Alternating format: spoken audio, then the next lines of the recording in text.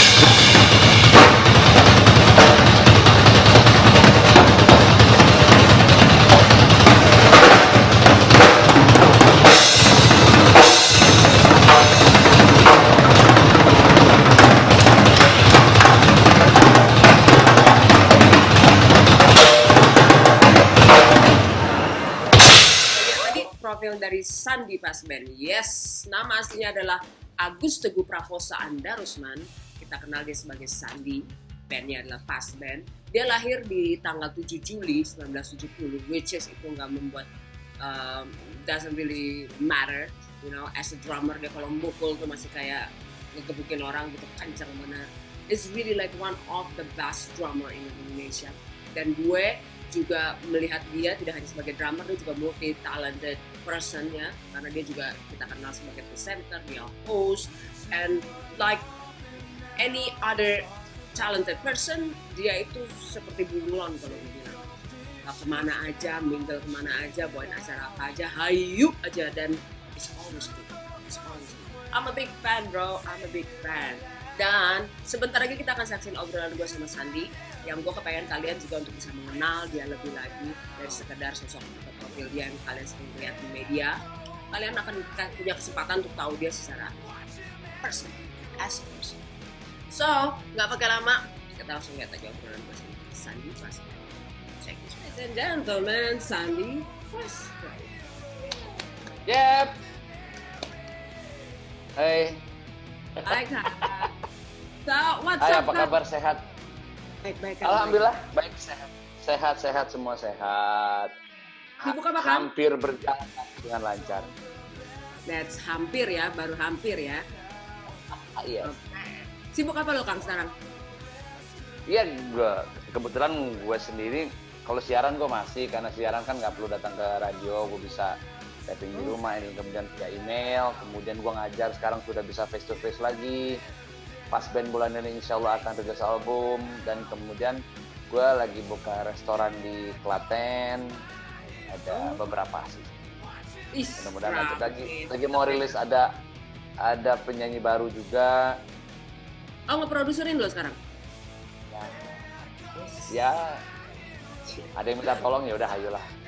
Oke. Gue baca juga tuh Kang di tag di status WhatsApp lo tuh bahwa COVID ini membuat lo lebih kreatif di rumah. Nah, sekreatif apa lo di rumah Kang? Ya gue akhirnya sekarang jauh lebih banyak bikin konten kan. Kalau konten nggak bisa yang stereotype, gue mesti bikin sesuatu yang bisa bikin orang anjingnya apa sih gitu ya.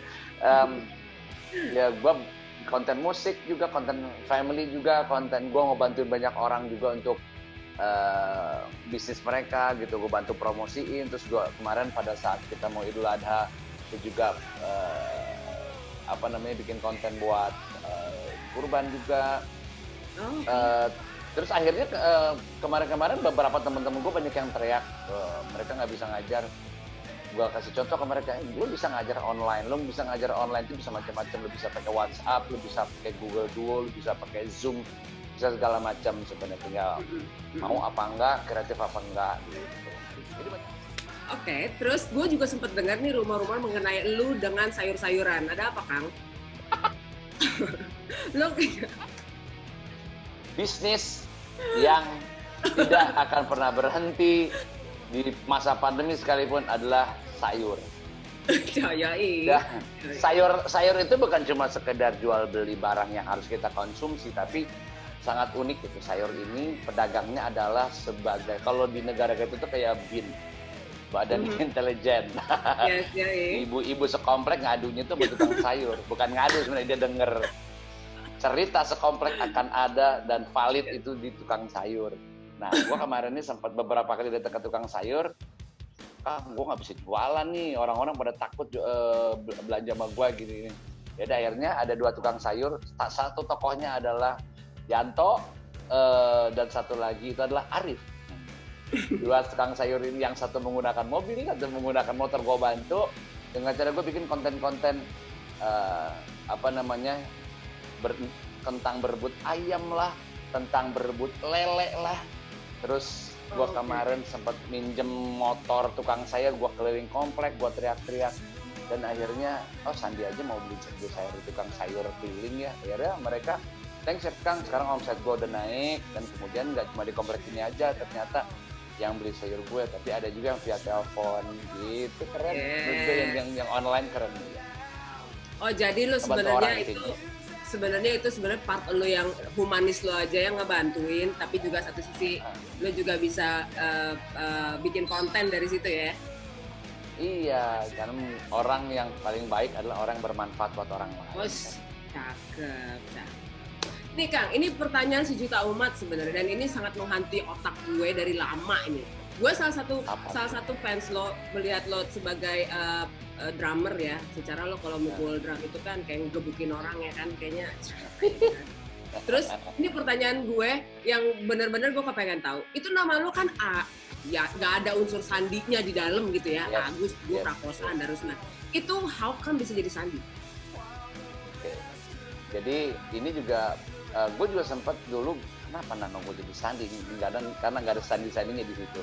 Ini karena bokap gue ternyata setelah gue selidiki bertahun-tahun, ternyata karena bokap gue ngefans sama RPKAD.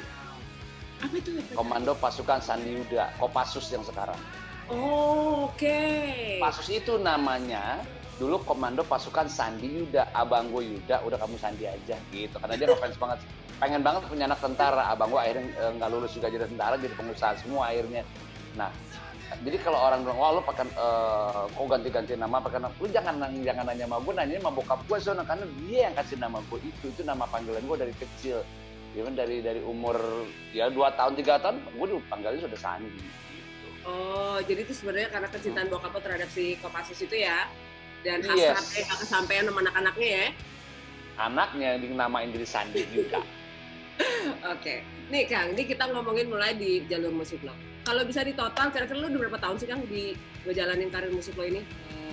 Industri secara profesional gue dari tahun 92. 93 gue rilis album bersama Yukem, berjalan 4 album, kemudian tahun 2000 gue bergabung sama Pasben, 5 album sampai sekarang, jadi session player dengan banyak band. Ya intinya sebenarnya panjang profesional karir gue di dunia musik adalah dari 93 sampai sekarang, itu ada 27 tahun. Yes. Am I right? Alright. Terus, jadi selama 27 tahun karir lo di musik, menurut lo nih, sekarang dengan posisi terakhir lo masih aktif sebagai drummer dari satu band rock di Indonesia, itu udah ngewakilin hasrat lo atau maksud gue gini, kalau dari banyak achievement yang lo udah dapetin di musik, ini tetap menjadi seorang drummer untuk Pasben ini, lo udah ngerasa ngewakilin semua keinginan lo di musik gak sih? Jadi gue sih bukan masalah ngewakilin atau enggak, sebenarnya gue lebih bersyukur karena gue adalah satu dari sedikit orang yang dikasih kelebihan sama Tuhan, dikasih keistimewaan sama Tuhan, dikasih kesempatan buat bisa hidup dan menghidupi banyak orang dari sesuatu yang merupakan adalah hobi gue, menghasilkan uang, menghasilkan kebahagiaan buat gue dan orang lain gitu. Dan sepanjang karir gue ini gue buat gue fun, buat even menurut orang itu adalah sebuah kejatuhan, buat gue ya fun, itu adalah bagian dari si karir gue gitu. Masalahnya adalah bukan jatuhnya, lu bisa bangkit atau enggak. Dan buat gue achievement gue selama ini udah punya sekian banyak album, punya sekian banyak manfaat buat orang lain. Gue kan bukan cuma seorang drummer dari sebuah band, tapi gue adalah seorang guru dari banyak murid. Dan kepuasan gue yang sangat membuat gue I'm blessed gitu ya. Gue bisa melihat banyak murid-murid gue yang gue marah-marahin, yang gue maki-maki karena mereka harus latihan keras dan mereka sekarang jadi banyak jadi orang. Dan itu buat gue sebuah pencapaian yang luar biasa. Dan itu gue nggak pernah minta diucapkan terima kasih kah atau apakah, as long as lu berbuat baik sama orang, bermanfaat buat orang lain, buat gue itu udah sangat luar biasa buat gue. Karena di dalam agama gue kan yang dibawa mati nanti adalah ilmu yang bermanfaat, dan itu kayak multi level marketing. Murid gue berbuat baik, gue dapat manfaatnya. Murid dia berbuat baik lagi, manfaat sama orang, gue dapatnya pahalanya ke gue lagi. Dan buat gue itu sebuah anugerah yang luar biasa. Oke, jadi lo merasa udah cukup puas sampai dengan hari ini lo punya, ya kalau menurut gue lo orang yang sangat diberikan banyak kesempatan dan lo bisa menggunakan kesempatan itu tadi, jadi bisa berguna buat orang lain. Tapi menurut lo sejauh ini masih ada nggak sih mimpi besar lo sebagai musisi yang pengen banget lo achieve? Aduh, kalau gue gairahnya nggak terbesar. Gini, dunia musik sekarang itu totally berubah selalu berubah. Jadi semua itu paket-paketnya udah beda, bukan cuman kalau dulu kan normatif banget kan. Gue bikin band, kemudian latihan, bikin album, tawarin ke label, and then kemudian dirilis, and then kemudian kalau ngetop ya lo jalan terus manggung, kalau nggak ngetop ya lo bikin lagi, balik lagi ke titik awal lagi. Jadi kalau sekarang kan nggak sebenarnya. Gue bisa bermain musik bukan cuman gue bersama band, gue bikin konten, gue bikin kolaborasi dengan drummer lain, dengan musisi lain, terus gue bikin lagi misalnya let's say banyak hal ya, gue bikin lesson itu buat gue ini sebuah mimpi yang bukan nggak sengaja terwujud. Jadi ini jadi jadi kalau nggak, karena nggak semua orang bisa sebagai seorang musisi dia bisa punya posisi yang cukup, yang bagus sebagai seorang yang berbeda ya. Gue sebagai seorang penyiar, sebagai seorang host, sebagai seorang instruktur drum, sebagai seorang product knowledge dari beberapa endorsi, dan alhamdulillah sampai sekarang gue dianggap sebagai ya lo sukses gitu. Dan buat gue pencapaian yang luar biasa lah, bukan gue, karena gini, gue konser di depan yang paling banyak gue pernah konser 1 stadion penuh lah udah pernah lah ya.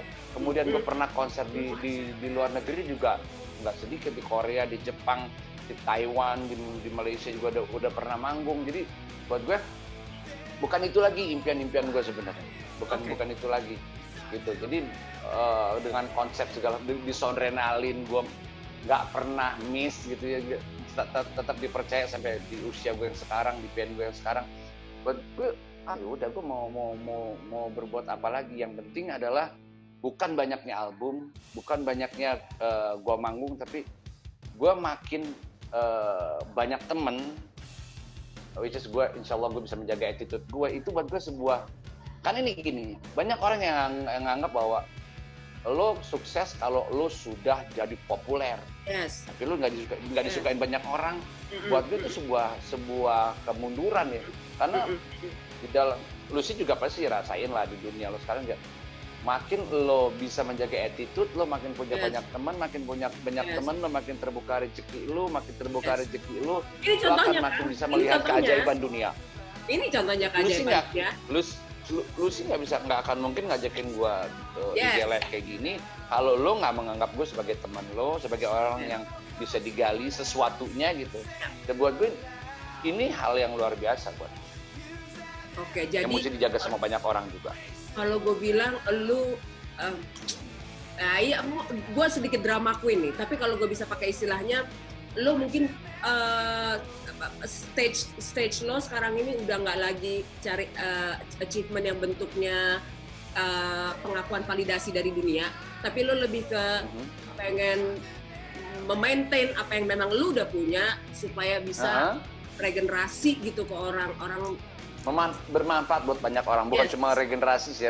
Karena gini, regenerasi banyak orang bisa, tapi gue pengen meregenerasi orang-orang yang punya attitude yang baik gitu. Karena banyak orang hebat bisanya marah-marah, orang hebat tapi bisanya cuma punya cari musuh. Buat gue, orang yang memusuhi gue pun nggak perlu gue musuhin balik, bahkan harusnya gue jadiin teman. Karena apapun yang dikasih sama Tuhan ke gue itu, walaupun orang banyak melihat itu sebagai sebuah musibah, ini Tuhan kasih loh buat gue.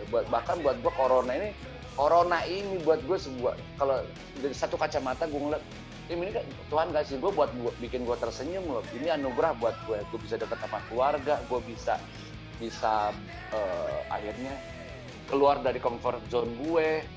Gue mesti kreatif, karena orang yang bisa keluar dari situasi sekarang adalah orang yang mau kreatif, orang yang mau dan mau gitu. Kalau orang yang pasrah, banyak loh orang yang pasrah akhirnya ya udah lo nggak.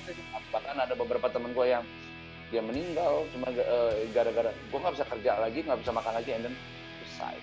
Buat gue ya udah, lo sampai di situ gitu. Oke. Terus kalau gue boleh tanya, gue yakin ini perjalanan panjang ya, 23 tahun karir lo juga ini panjang. Artinya apa yang membuat lo sampai di titik ini? Maksudnya dengan semua pemikiran, kadang-kadang kita mesti ngalamin namanya satu pakai big punch gitu, yang akhirnya kita realize bahwa I have to change Ya, my gua way. Kalau lo apa nih? No. Turning Kalau point gini. lo, Kang.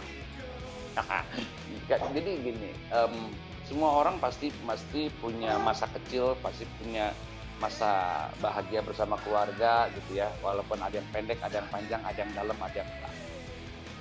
Gue bersyukur gue dididik oleh keluarga yang punya banyak uang, tapi tidak memanjakan. Yang mengedepankan sisi agama, menghargai banyak orang, dan banyak menguji gue dengan segala hal.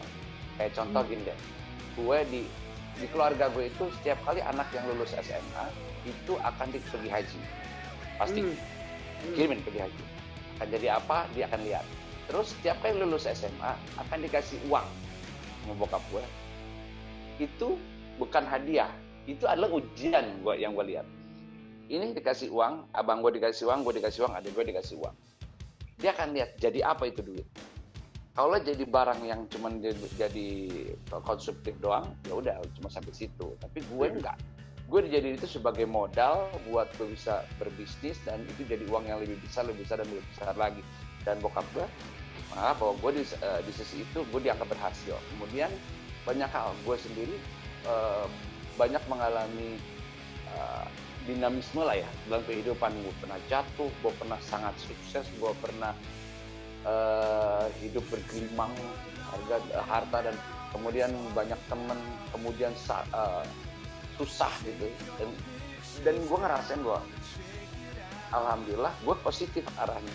Gue ngeliat bahwa Tuhan selalu ada di setiap momen gue jatuh, di setiap momen gue bahagia gitu, dan gue ngerasain banget beberapa kali gitu Tuhan selalu ngasih gue senyum di saat yang gue nggak pernah duga.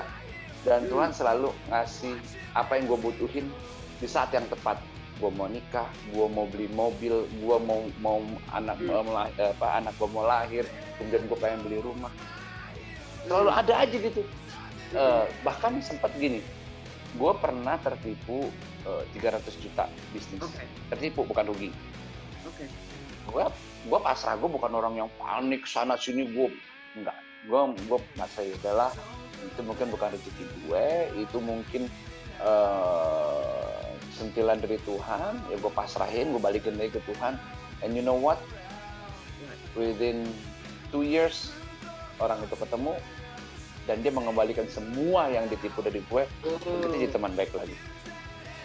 Jadi gue ngerasain bahwa selama lo pasrah sama Tuhan, lo akan mendapatkan apa yang lo lulus ujian gitu lo. Tapi kalau lo rasa lo bercerai, kayak lo kehilangan barang, kayak lo akhirnya lo kalap sana kalap sini, lo nggak akan menjadi orang yang kalah gitu. Karena harta itu kan cuma titipan.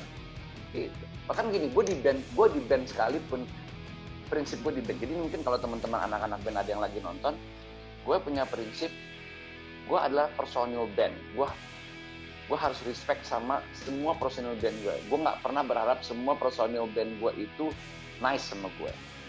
Semua orang, pertemanan lu pasti ada yang sucks, ada yang menyebalkan, tapi itu adalah pertemanan. Lu berteman dengan manusia.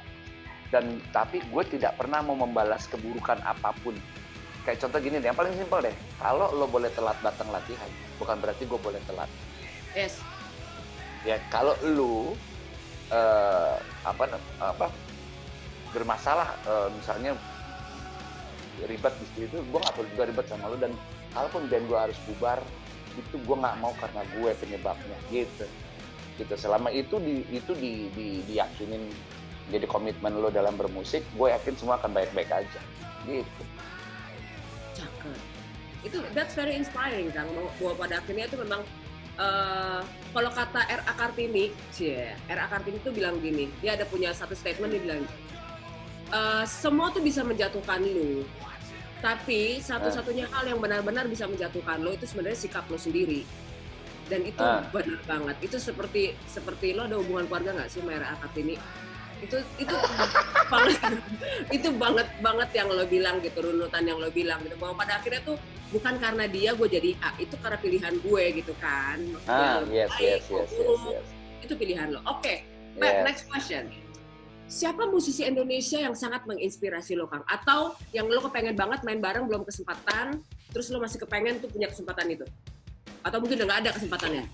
Nggak, bukan. Jadi kalau di posisi gue sekarang, impian itu udah semua terlaksana. Mau main sama siapa? Sama Gandes udah, sama Iwan Fals udah, sama siapa lagi gitu. Jadi kolaborasi sama banyak orang, ya itu udah pernah kita lakuin gitu. Jadi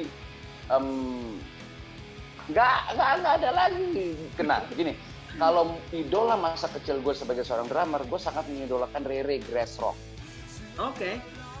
Nah, dia di luar dari apa namanya, attitude dan gaya hidupnya dia, tapi as a musician, as a drummer, gue sangat mengidolakan dia. Drummer rock yang apa namanya, disiplin, kemudian dia disiplin dalam tanda kutip ya, tapi dari voicing, sound productionnya dia, gue sangat salut sama dia. Walaupun banyak drama-drama lain juga yang bagus ya, gitu. Kalau komposer gue suka Pai. Banyak. Jadi gini, karena kita banyak berteman, kita sering manggung bareng, sering ngobrol-ngobrol bareng gitu. Akhirnya jadi apa? Ya anjing, lo keren udah gitu. Kayak Indra Kadarsi gue udah. Dengan Purwacaraka sudah. Dengan Dwiki Darmawan sudah. Dengan Ian Antono keyboardis sudah. Dan Erwin Gutawa udah. Jadi ya gue amazed dengan mereka. Gue makanya gue bilang bahwa gue adalah orang yang satu dari orang yang dikasih kesempatan sama Tuhan, berkat sama Tuhan bahwa gue bisa main sama banyak orang-orang hebat. Pemain baru gitu kan, untuk bermain dengan orang-orang yang lo sebut itu mesti jadi mimpi gitu. Kalau untuk kelas lo kan itu udah jadi temen yang bisa main kapan aja sebenarnya gitu kan. Tapi kalau lo sebagai pengamat nih, lo mengamati musisi Indonesia itu menurut lo yang saat ini nih ya, udah layak nggak sih kalau lo misalnya bandingin untuk bisa main di panggung-panggung internasional kayak Rock am Ring, Woodstock kayak gitu? Menurut lo kita udah punya, kita ngomong secara skill musikalitasnya dulu deh. Lo lihat lah, banyak karya-karya Indonesia yang diakui juga di dunia internasional. Masalahnya adalah packagingnya aja sebenarnya. Masalahnya adalah packagingnya. Jadi kalau sisi musikalitas, gue banyak menemani musisi-musisi dari Amerika ke sini, buat tour bareng di sini. Mereka ketemu dengan musisi-musisi Indonesia dan pendapat mereka adalah Indonesia gila. Indonesia itu banyak orang-orang yang berpikir bahwa berbeda itu keren, dan Indonesia dari era 95 ke atas itu lo lihat deh pola-pola bikin albumnya musisi-musisi Indonesia. Gue harus beda dan itu sampai tahun 2020 semua itu masih kencang sampai sekarang.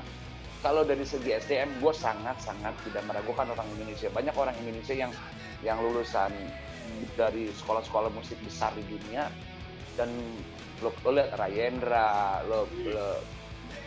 ya mereka tuh orang-orang hebat. Jadi sangat-sangat nggak kalah. Oke. Jadi gue akan nyambungin pendapat lo itu dengan satu statement lo yang gue quote. Lo bilang gini kan, bahwa banyak orang jago, orang pinter, cuman sedikit orang yang dapat kesempatan, dan lebih sedikit lagi orang yang bisa menggunakan kesempatan itu, gitu kan? Itu gue suka banget. Itu suka banget. Nah, kalau menurut lo nih, secara general, oke, kalau dari skill dan musikalitas nggak ada masalah. Kalau menurut lo Indonesia tuh lebih di mana? Lebih ke orang-orang yang sedikit mendapatkan kesempatan, atau dari yang lebih sedikit lagi bisa memanfaatkan kesempatan?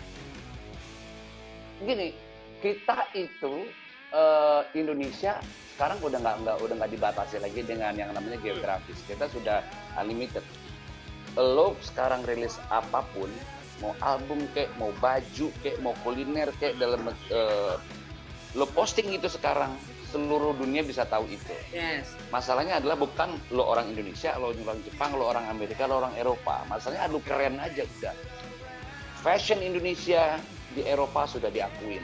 Musik Indonesia, lo jangan melihat band-band yang memang mainstream yang hadirnya di TV dan lain-lain. Lo harus lihat musik Indonesia itu dari kacamata YouTube, dari kacamata media-media underground yang mereka tur setiap tahun loh. Ya kan, Burger Kill mereka tur, setiap Jasa mereka tur. Dan mereka tur keluar negeri gitu. Jadi gue ngelihat bahwa Indonesia itu membuat kesempatan itu. Membuat kesempatan dan mereka memanfaatkan kesempatan pada saat dia datang. Jadi konteksnya gini, ini yang gue bikin itu sebenarnya gini. Orang jago itu banyak orang. Misalnya gue dan Lucy adalah seorang drummer, sama-sama dua orang drummer yang sama-sama jago, sama-sama keren, tapi gue itu adalah orang yang gue punya drum, gue kalau datang on time, gue kalau nggak pernah ada masalah. Entah kalau Lucy, aduh selalu datang telat, di telepon juga susah. Gue berarti gue gue menjaga kesempatan itu. Gitu. Jadi banyak orang-orang yang gue hebat, gue jago, tapi kok job nggak datang ke gue. Coba lo introspeksi diri deh. Lo mempermudah orang lain nggak? Kemudian lo gampang dihubungin apa enggak? Attitude lo bagus apa enggak? Karena banyak orang yang menganggap bahwa skill itu di atas segala-galanya. Enggak, buat gue attitude di atas segala-galanya. Betul, setuju. Attitude. Jadi banyak orang hebat, orang jago di banyak sekolah. Di Indonesia itu banyak banget. Kalau soal skill, yang gini, yang jadi juara kompetisi drum di Hong Kong, orang Surabaya, murid gue di sana, Alvin.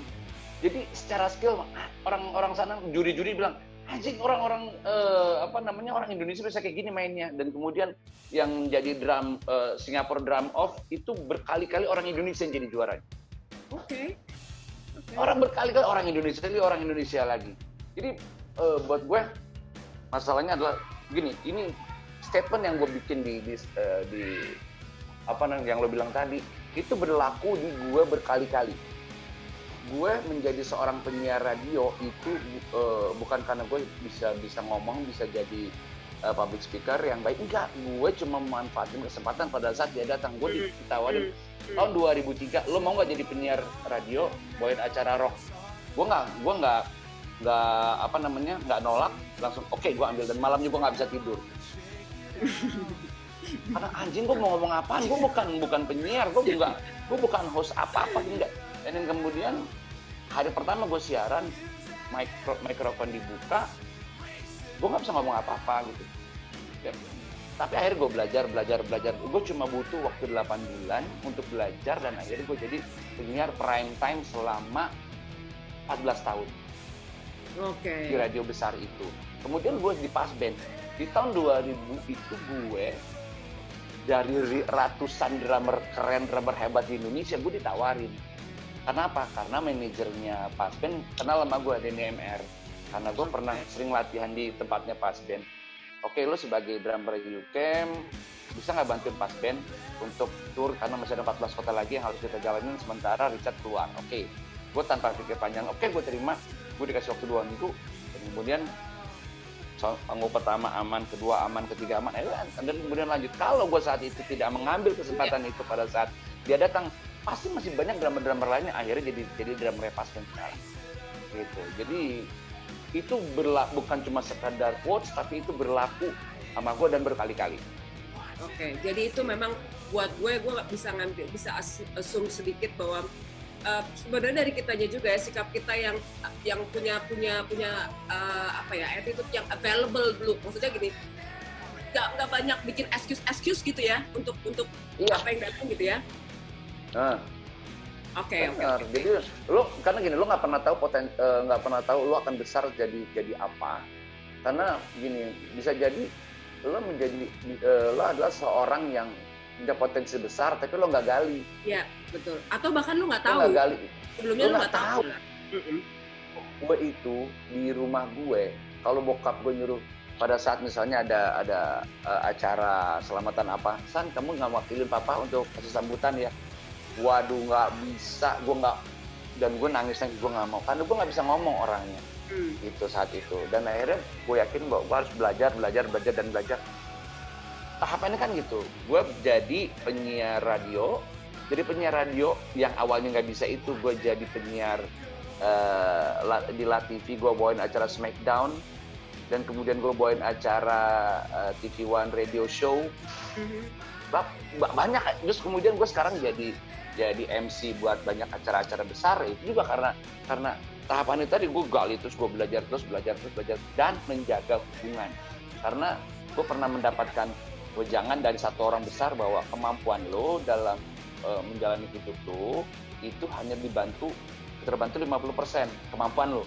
Jadi skill lo itu hanya ngebantu lo 50%, sisanya adalah kemampuan lo menjaga network. Kalau lo hebat, lo jago, lo mampu bikin apapun, tapi nggak ada yang tahu buat apa. Kalau lo dikasih satu kesempatan kemudian lo mengecewakan, yang ada di kepala duit, dan duit lo akan dicap, oh lo duit sudah selesai. Lo bukan orang yang bisa dikasih kepercayaan gitu. Betul. Oh, that's good. Ini pertanyaan terakhir gua, Kang. Ini pertanyaan yang bernilai $20 juta Amerika. Oh my God. Jadi lo mesti bener jawab ini, Kang. Lo mesti bener.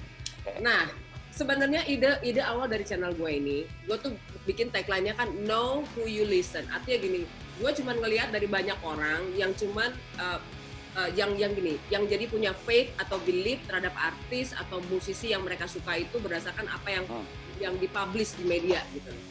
Mereka believe itu gitu. Nah, kalau gue tuh kepengennya tuh orang-orang itu juga mengenal mereka secara pribadi. Jadi apapun tampil medianya, mereka jadi bisa respect bahwa itu part of the profession, tapi juga respect tentang personnya gitu loh. Jadi nggak secara kita lihat kan banyak komentator handal di luar sana yang hanya melihat dari itu. Nah, berdasarkan dari ide itu makanya gue hari ini mau nanya sama lo. Apa tentang Sandi yang banyak orang nggak tahu? Yang lo bisa bilang?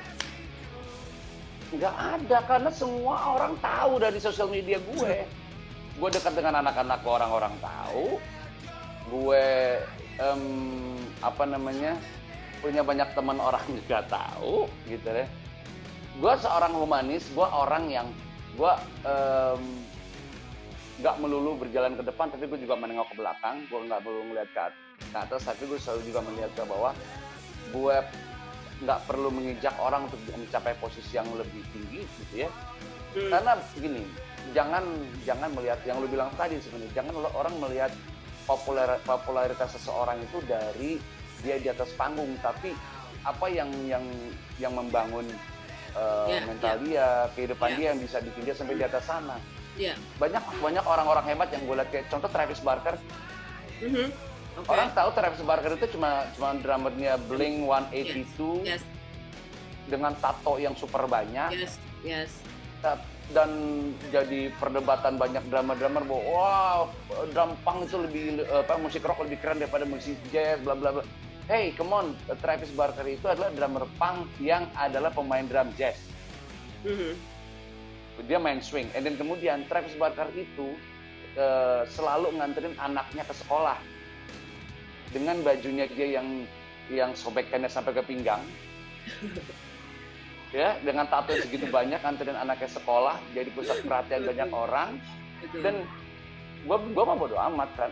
Dan itu happens to me. Jadi gue nganterin anak ke sekolah juga. Banyak anak-anak teman-teman sekolah anakku yang awalnya siapa sih orang gila ini, palanya botak di pinggir gitu ya, rambutnya dikuncir, bla. Akhirnya orang tua mereka tahu, dan anak-anak itu tahu, ya mereka respect gue. Dan gue nggak peduli bahwa gue sekarang ini adalah orang yang nggak mau kehilangan kesempatan untuk dekat dengan anak-anak gue. Oke, jadi itu tentang Sandi ya. Kalau gue bisa ngambil kesimpulan bahwa gue bisa melihat bahwa lo punya, gini lah, kalau gue bisa bilang konsistensi lo di real life. Ada. Gini. Sorry gue potong. Kalau satu hal yang orang lain nggak tahu tentang gue di media manapun, gue akan selalu nangis kalau melihat adegan ayah dengan anak. Oh, oke. Ya, jadi kalau lo misalnya, lo tahu film Kramer vs Kramer dong? Ya tahu dong.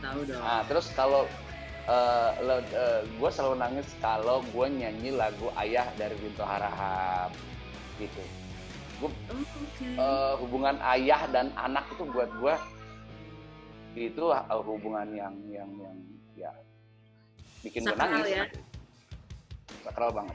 Tapi lu pernah ngalamin gak sih, Kang? Maksudnya di satu situasi gitu, karena tampilan lo gitu kan ya, terus ada ibu-ibu yang tiba-tiba kepengen ngelakuin exorcism gitu karena jangan anak gue main sama aduh bapaknya. Pernah nggak sih lo ngalamin situasi kayak gitu?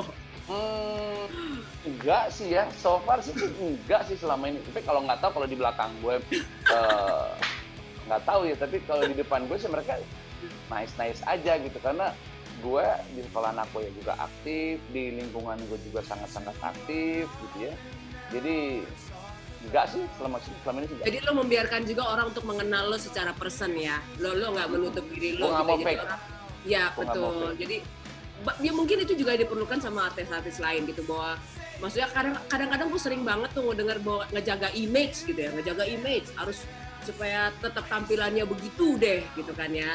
Jadi akhirnya orang ya menilai dia juga sebatas apa yang dia memang tampilin gitu kan. Yes. Nggak salah juga kok akhirnya jadi banyak opini, asumsi-asumsi yang akhirnya merugikan dia sendiri. Ya nggak sih? Ya kan? Yes, hidup gue bukan settingan itu. Cakep. Oke Kang, satu line. Ya. Untuk closing nih kira-kira apa yang lo bisa bilang untuk musisi baru, musisi muda, buat anak-anak muda? Ya. Apa itu? Kenali diri lu, kenali potensi lu, coba terus gali, jangan pernah berhenti di satu titik dan kejar pokoknya. Kerja keras, jaga attitude. Itu simple tapi lo akan ngerasain hal yang luar biasa kalau pertahankan. Oke, cakep. So ladies and gentlemen, Sandy Pasben. Thank you Kang. Makasih ya Kang waktunya Kang. Thank you. Hati-hati di jalan. Thank you. Ya, Oke, bye. Thank you. Lihat tadi obrolan gue sama Sandy. You know what? I'm speechless. I'm really speechless. Buat gue ini laki, selain dia pintar, he's also a very humble person. Dan dia juga orang yang very inspiring. But wait, menurut gue satu hal yang jelas dari Sandy lagi. Banyak orang yang bisa bikin statement-statement yang inspiring, motivating gitu ya. Tapi sedikit orang yang bisa menghidupi apa yang dia bilang. Atau bisa mengaplikasi omongannya di kehidupan dia sendiri. Gitu loh. Jadi bisa jadi contoh dulu atas omongannya.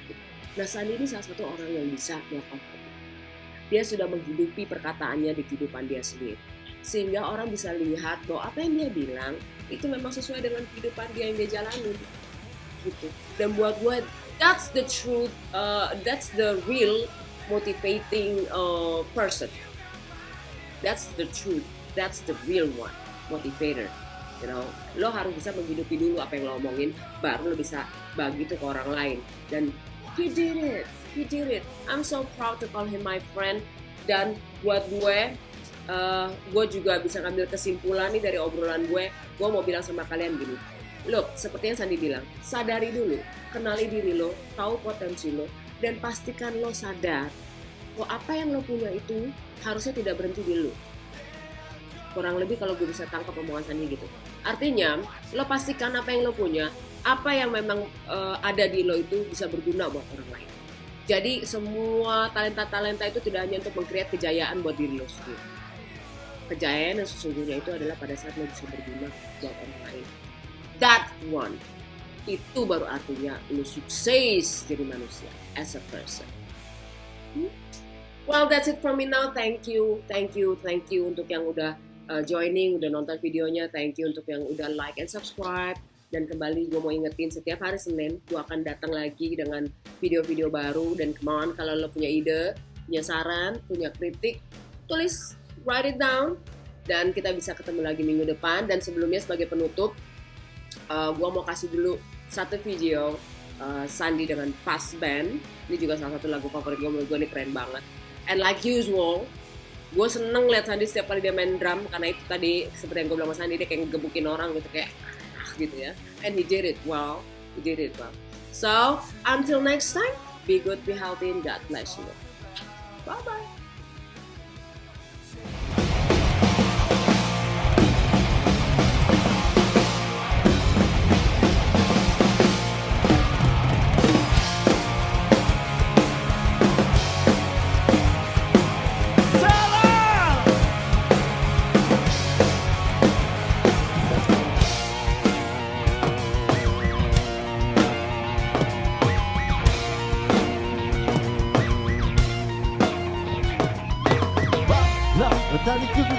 ingin gigi kau datang dengan segala lelah yang tak pernah kau temui gigi. Gigi bisa ku berat gigi walau dengan sedikit harapan. Mungkin bisa kau miliki gigi.